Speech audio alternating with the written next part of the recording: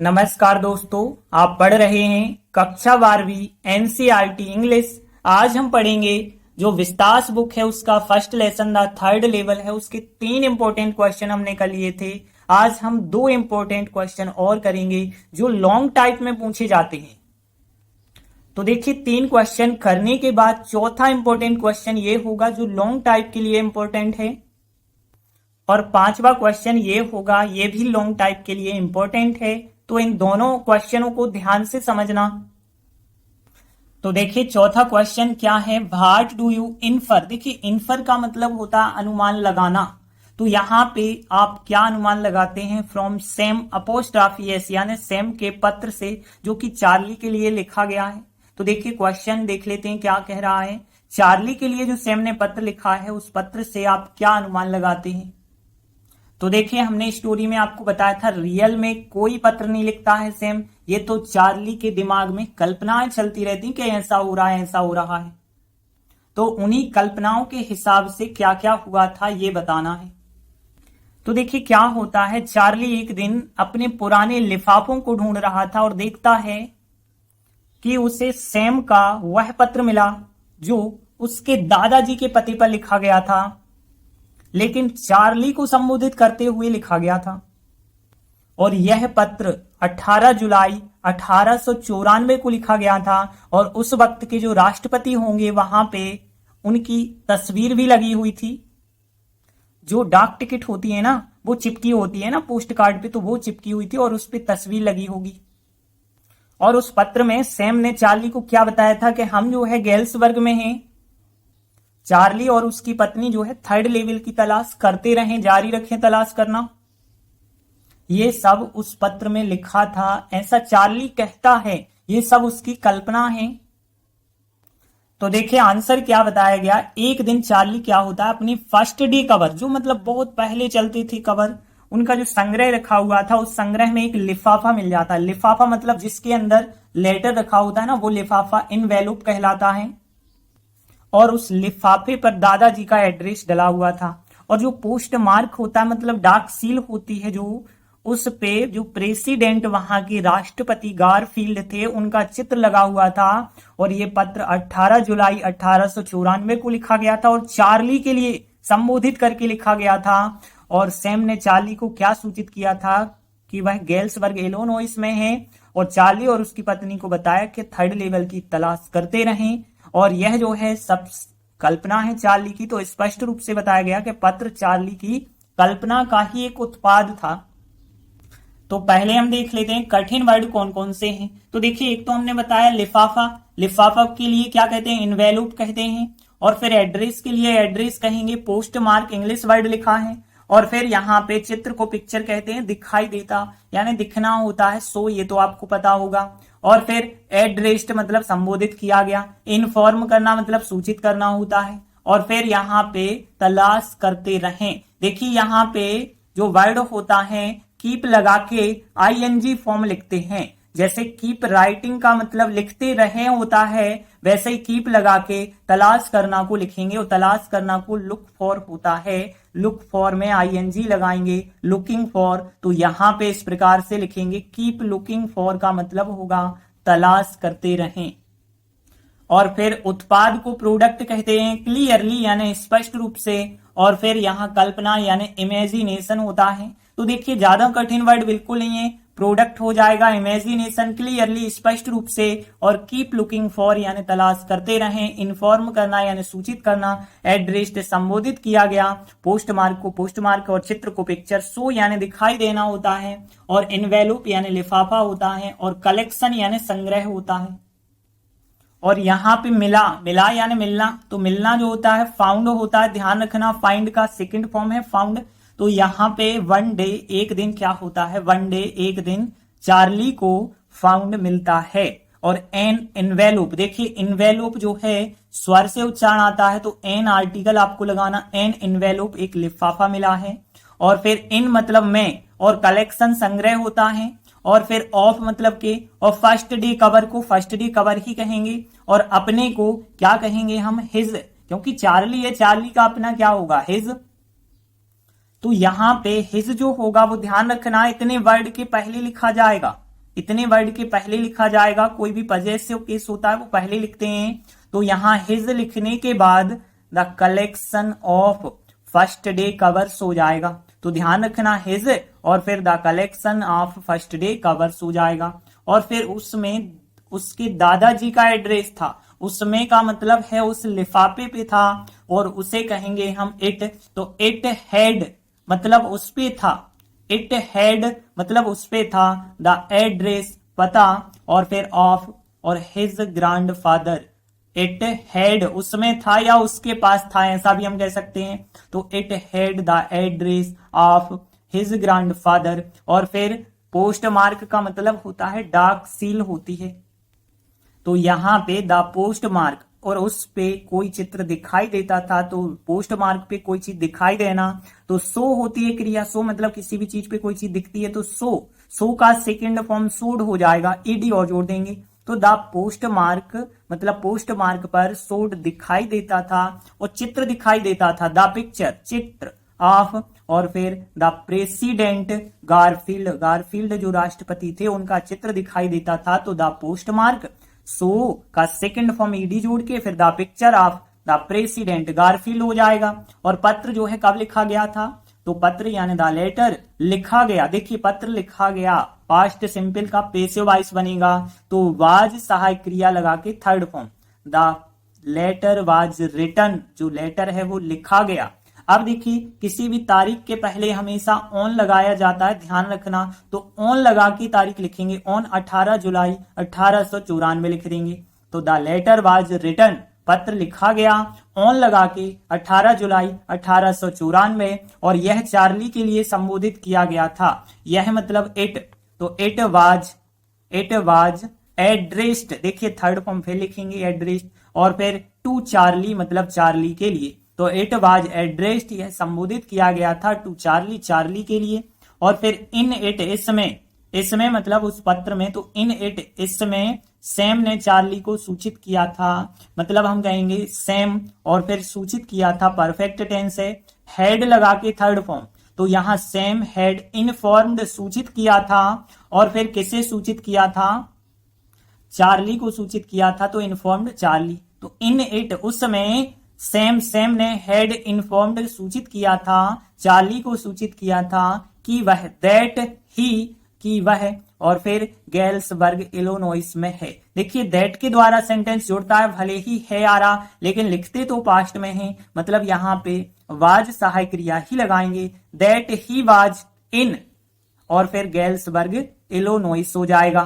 तो यहाँ पे in it Sam had informed Charlie that he was in Galesburg Illinois. और फिर देखिए उसने चार्ली और उसकी पत्नी को बताया था, उसने का मतलब है सैम की बात हो रही है, तो सैम को क्या लिखेंगे, ही लिखेंगे। तो ही उसने, और फिर बताया, देखिए यहाँ पे बताना होता है टेल का टोल्ड होता है, और परफेक्ट टेंस है, फिर हेड सहायक क्रिया लगा दूं, तो ही हैड टोल्ड उसने बताया था। अब फिर किसे बताया था, चार्ली को, और फिर एंड हिज वाइफ उसकी पत्नी को, चार्ली एंड हिज वाइफ उसकी पत्नी को। और क्या बताया था कि थर्ड लेवल की तलाश करते रहे। देखिए एक क्रिया लिख चुकी है, दूसरी क्रिया टू लगा के लिखेंगे। तो हमने आपको बताया था कि टू लगा के लिखेंगे, लेकिन क्या लिखेंगे, keep looking for. Keep looking for मतलब किसी भी चीज की तलाश करते रहें, तो कीप लुकिंग फॉर, और किसकी तलाश करना है, थर्ड लेवल की, तो द थर्ड लेवल हो जाएगा। तो ही हैड टोल्ड उसने बताया था चार्ली एंड हिज वाइफ को कि आपको क्या करना है, to keep looking for the third level. और फिर स्पष्ट रूप से, क्लियरली स्पष्ट रूप से, द लेटर जो पत्र है वो क्या था, वाज सहायक क्रिया लगा के लिखेंगे। तो the letter was a product, एक उत्पाद था, अ प्रोडक्ट था, ऑफ मतलब का, चार्ली की कल्पना का, चार्ली अपोस्ट्रॉफी एस इमेजिनेशन मतलब कल्पना। तो यहाँ क्लियरली स्पष्ट रूप से the letter was a product of, और चार्ली अपोस्ट्रॉफी एस इमेजिनेशन। तो एक बार पूरा आंसर रिपीट कर लेते हैं। वन डे एक दिन क्या होता है, चार्ली को फाउंड मिला एन एनवेलप मिला, जो कि in his the collection of first day covers, और फिर it had the address of his grandfather, the post mark showed दिखाई देता था, the picture of president Garfield और द लेटर वाज रिटन लिखा गया था। ऑन लगा के आपको तारीख लिखनी है 18 जुलाई 1894 और फिर it was addressed to Charlie, Charlie के लिए। इन इट, इसमें Sam had informed Charlie, Sam ने जो है हैड इन्फॉर्म्ड किया था चार्ली को that he was in Galesburg Illinois और फिर ही हैड टोल्ड, उसने बताया था चार्ली एंड हिज वाइफ को बताया था कि to keep looking for the third level clearly, स्पष्ट रूप से the letter was a product, एक उत्पाद था of Charlie apostrophe s imagination. तो देखिए इस प्रकार से हमारा आंसर बन जाएगा। इसके बाद अगला 5वां क्वेश्चन देखते हैं। द मॉडर्न वर्ल्ड मतलब आधुनिक दुनिया इज फुल ऑफ का मतलब से भरी है। तो आधुनिक दुनिया भरी है किन चीजों से? इनसिक्योरिटी मतलब असुरक्षा, फियर डर, वार युद्ध, वरी चिंता एंड स्ट्रेस मतलब तनाव। तो आधुनिक दुनिया जो है इन सब चीजों से भरी है। और व्हाट आर द वेज, क्या तरीके हैं? वेज मतलब तरीके हैं, इन विच जिनसे वी अटेम्प्ट हम प्रयास कर सकते हैं टू ओवरकम, ओवरकम होता है काबू पाना और देम मतलब उन पर। तो देखिए यदि हमें इन सब चीजों पे काबू पाना है तो कौन कौन से तरीके हम अपना सकते हैं? तो देखिए क्वेश्चन में क्या पूछा गया है कि आधुनिक दुनिया असुरक्षा, भय, युद्ध, चिंता और तनाव से भरी है। अब कौन कौन से ऐसे तरीके हैं कि हम असुरक्षा, भय, युद्ध, चिंता और तनाव पे काबू पा सकते हैं या फिर उन्हें दूर करने का प्रयास कर सकते हैं? तो देखिए ये बात तो पक्की है कि हर किसी के जीवन में ये समस्याएं जरूर होती हैं, कभी ना कभी हमें इन समस्याओं का सामना करना पड़ता है। लेकिन यदि हमें इन पे काबू पाना है तो अपने दिमाग को दूसरे क्षेत्रों में लगाना पड़ेगा, जैसे हम खेलना, गाना, डांस करना, किताबें पढ़ना, कुछ भी ऐसे काम करके अपने दिमाग को दूसरी दिशा में ले जा सकते हैं और जो दिमाग में तनाव चल रहा होता है, स्ट्रेस चल रहा होता है, वो कम कर सकते हैं। और अपने रिश्तेदारों, मित्रों के साथ घूमने जाइए, आप भ्रमण करने जाइए, कहीं पर्यटन क्षेत्र पे जाइए और अपने करीबी लोगों के साथ अपने दुख और सुख को बांटना सीखिए। यदि ये सब आप करते हैं तो आपकी लाइफ खुशहाल और शांतिपूर्ण बन सकती है। तो देखिए आंसर बताया गया, आधुनिक दुनिया असुरक्षा, भय, युद्ध, चिंता और तनाव से भरी है और हर किसी के जीवन में हर कदम पे उनको इनका सामना करना होता है। लेकिन यदि इन पे काबू पाना चाहते हैं तो आप अपने टेस्ट के अनुसार जो आपको अच्छा लगता है, खेलना, गाना, डांस करना, पढ़ना, लिखना इत्यादि को अपनाइए और अपने मित्रों, रिश्तेदारों के साथ ज्यादा से ज्यादा समय व्यतीत कीजिए। आप पर्यटन पे जाइए, भ्रमण के लिए जाइए और अपने दुख सुख को अपने करीबी और प्रियजनों के साथ आप बांटिए। और ये सभी गतिविधियां यदि आप करते हैं तो आपकी लाइफ जो है शांतिपूर्ण और खुशहाल बन सकती है। तो देखिए ये आंसर बताया गया है। तो सबसे पहले हम कठिन मीनिंग देख लेते हैं। तो देखिए पहला वर्ड देखिए, सामना करते हैं। यहाँ पे सामना करना को एनकाउंटर लिखा गया है। आप चाहें तो फेस भी लिख सकते हैं। एनकाउंटर सामना करना, स्टेप यानी कदम होता है तो एवरी स्टेप हर कदम पे हो जाएगा। और फिर काबू करना, देखिए काबू करने को यहाँ पे ओवरकम लिखा गया। ओवरकम का मतलब है दूर करना या काबू करना, एक ही बात है। और फिर यहाँ पे हॉबी आप जानते ही हैं, शौक को कहते हैं। और फिर इसके बाद अपनाते हैं, देखिए अपनाना को यहाँ पे रिसॉर्ट टू लिखा गया है। ध्यान रखना, रिसॉर्ट टू का मतलब होता है अपनाना। और इसके बाद यदि हम देखें मित्रों और रिश्तेदारों को, आपको पता होगा कि फ्रेंड्स एंड रिलेटिव्स लिख सकते हैं। व्यतीत करना यानी स्पेंड होता है। स्पेंड करना मतलब खर्च करना या व्यतीत करना होता है। और इसके बाद देखिए पर्यटन और भ्रमण के लिए क्या कहेंगे, तो यहाँ पे जो लिखा गया टूर्स, तो आपको पता होगा टूर्स एंड एक्सर्सन जो है इसके लिए कहा जाता है भ्रमण, और टूर के लिए पर्यटन कह सकते हैं। तो टूर्स एंड एक्सर्सन जो है उसका मतलब है पर्यटन और भ्रमण। और इसके बाद देखिए प्रिय को डियर कहते हैं। तो यहाँ पे ध्यान देना, डियर वंश का मतलब होता है, डियर वंश यानी प्रियजन होते हैं। और फिर संपर्क में रहना, देखिए यहाँ पे कीप मतलब होता है वैसे रखना, लेकिन keep in touch, keep in touch का मतलब संपर्क में रहना, टच में रहना, सीधी सी बात। तो कीप इन टच लिखा गया है। बाकी बांटना शेयर होता है। और फिर सुख दुख, देखिए यहाँ पे जॉय का मतलब होता है प्रसन्नता। तो जॉयस एंड सोरो, सोरो का मतलब होता है दुख, ध्यान रखना। तो यहाँ जॉय एंड सोरोज कहेंगे आप सुख दुख के लिए। और फिर एक्टिविटीज, गतिविधियां, अवर लाइफ मतलब हमारे जीवन को शांतिपूर्ण यानी पीसफुल। और फिर हैप्पी मतलब खुशहाल। तो बाकी सभी वर्ड तो सरल हैं, बस इतने वर्ड ध्यान रखना आप। एनकाउंटर सामना करना, और रिसोर्ट टू का मतलब होता है अपना लेना, और स्पेंड खर्च करना, व्यतीत करना, टूर्स एंड एक्सर्शन जो होता है पर्यटन एवं भ्रमण को कहते हैं, डियर वंस मतलब प्रियजन कहलाते हैं, और फिर कीप इन टच का मतलब संपर्क में रहना होता है, जॉयस एंड सॉरोज का मतलब सुख दुख होता है। तो देखिए अब पहली लाइन की बात करें, आधुनिक दुनिया असुरक्षा, भय, युद्ध, चिंता और तनाव से भरी है। क्वेश्चन की line, the modern world is full of insecurity, fear, war, worry and stress. पूरी लाइन क्वेश्चन की लिख देंगे। इसके बाद देखिए दूसरी लाइन देखें तो वी मतलब हम, और एनकाउंटर सामना करते हैं, देम उनका सामना करते हैं, तो वी एनकाउंटर देम, और फिर एट एवरी स्टेप हर कदम पे, एट लगा के एवरी स्टेप हर कदम पे, इन लाइफ मतलब जीवन में, तो इन लाइफ मतलब जीवन में, तो वी एनकाउंटर देम हम उनका सामना करते हैं, एट एवरी स्टेप हर कदम पे, इन लाइफ मतलब जीवन में। और फिर इसके बाद देखिए इस तरह को THUS 10 कहा जाता है, ध्यान रखना। तो 10 का मतलब होता है इस तरह, तो इस तरह हो जाएगा।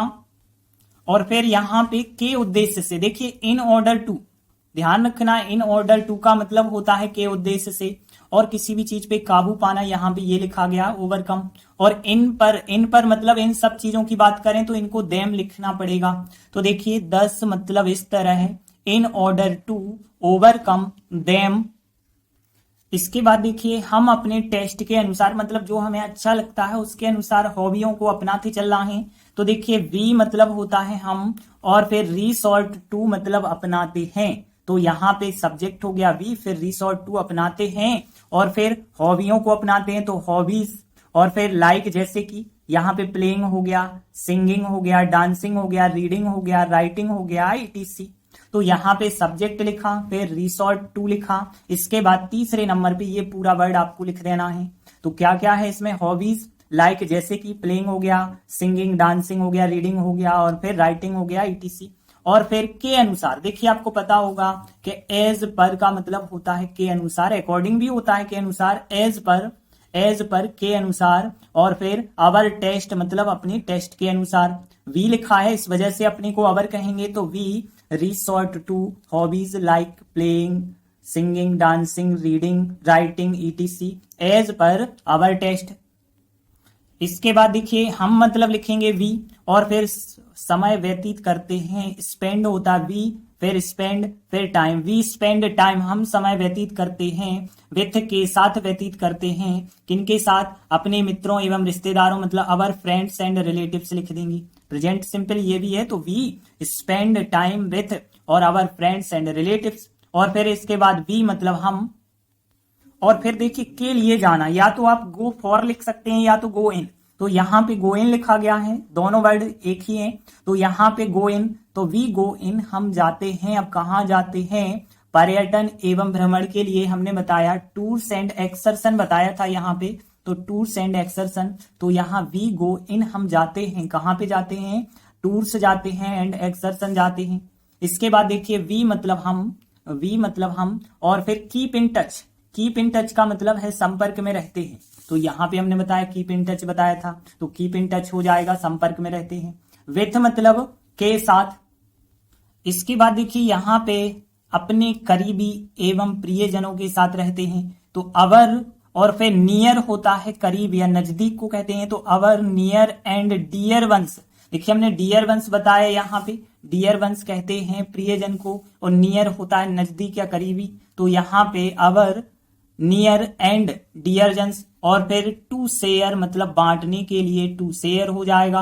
और फिर अपने सुख दुख मतलब यहाँ पे अवर लिखेंगे, वी है तो अवर लिखना पड़ेगा, अवर। और जॉयस एंड सोरोस हमने यहाँ पे बताया था, जॉयस एंड सोरोस, तो यहाँ जॉयस एंड सोरोस तो वी, और फिर कीप इन टच विथ, और फिर our near and dear ones, to share बांटने के लिए, और फिर अवर जॉयस एंड सोरोस हो जाएगा। आगे देखिए ये सभी गतिविधियां मतलब ऑल दीज एक्टिविटीज, देखिए ऑल को हमेशा पहले लिखा जाता है डिटर्मिनर्स को, और बाद में ये संबंधवाचक शब्द आते हैं, तो ऑल दीज डिटर्मिनर्स ये सभी गतिविधियां, और फिर हेल्प करती हैं अस, हमें हेल्प करती हैं, तो हेल्प अस हमें हेल्प करती हैं इन मेकिंग बनाने में, और फिर क्या बनाने में, आवर लाइफ हमारी लाइफ को, और फिर peaceful and happy, peaceful and happy हो जाएगा। तो फिर ऑल दीज एक्टिविटीज, ये सभी गतिविधियां हेल्प अस, हमें मदद करती हैं इन मेकिंग, बनाने में अवर लाइफ, अब हमारे लाइफ को पीसफुल एंड हैप्पी। एक बार पूरा आंसर हम रिपीट कर लेते हैं। तो देखिए पहली लाइन तो क्वेश्चन की है कि the modern world is full of insecurity, fear, war, worry and stress हो जाएगा पहली लाइन। फिर देखिए we encounter them at every step in life, और फिर 10 इस तरह से, इन ऑर्डर टू, के उद्देश्य से, in order to overcome them, और फिर we resort to hobbies like playing, singing, dancing, reading, writing etc as per, के अनुसार, आवर टेस्ट, अपने टेस्ट के अनुसार, और फिर we spend time with our friends and relatives, और फिर we go in tours and excursion, और फिर we keep in touch with our near and dear ones to share, बांटने के लिए, आवर अपने जॉयस एंड सॉरोज, दुख सुख, और फिर ऑल दीज एक्टिविटीज, ये सभी गतिविधियां हेल्प अस, हमें मदद करती हैं इन मेकिंग, बनाने में आवर लाइफ, हमारी लाइफ को पीसफुल एंड हैप्पी। तो देखिए इस प्रकार से हमारा आंसर बन जाएगा। तो आज हमने 2 इंपॉर्टेंट क्वेश्चन किए। इसी के साथ ये चैप्टर यहीं कंप्लीट होता है। धन्यवाद।